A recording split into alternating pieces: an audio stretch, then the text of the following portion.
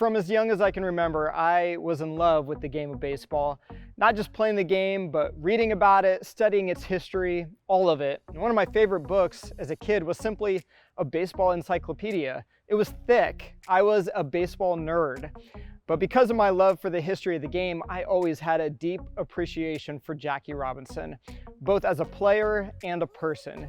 See, Jackie Robinson and the Dodgers president Branch Rickey set out to do something that had never been done, breaking the Major League Baseball color barrier. Now, this courageous experiment was well thought out and strategic. Branch Rickey and Jackie Robinson made a deal that no matter how much vulgar opposition that Jackie experienced, he wouldn't retaliate. They built this strategy on biblical principles, and both of them looked to Jesus as their inspiration and their guide.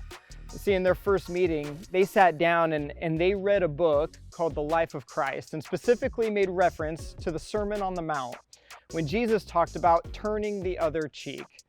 See, because of Jackie's devout faith and his resilient character, he made a much bigger impact in the civil rights movement than anyone thought possible. Actually, it was just a year after Jackie broke the color barrier that President Truman ordered the U.S. military to be desegregated. 6 years after that, the Supreme Court made its decision in the Brown versus the Board of Education.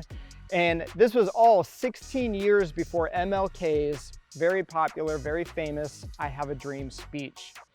Two men with a vision for equality led the way for change and freedom, and we see the benefits of that today. Jackie Robinson once said this. He said, "A life is not important except in the impact it has on other lives." See, his quote reminds me of the Apostle Paul's words in Philippians chapter 2. And he said, "Do nothing out of selfish ambition or vain conceit. In humility, value others above yourself, not looking at your own interests, but each of you to the interests of others." See, that's what Jackie did. He put the interests of others before his own, but only because he knew it served a bigger purpose. He knew that the quick fading joy of retaliation wouldn't accomplish what he was truly after, which was respect and equality for all of humanity.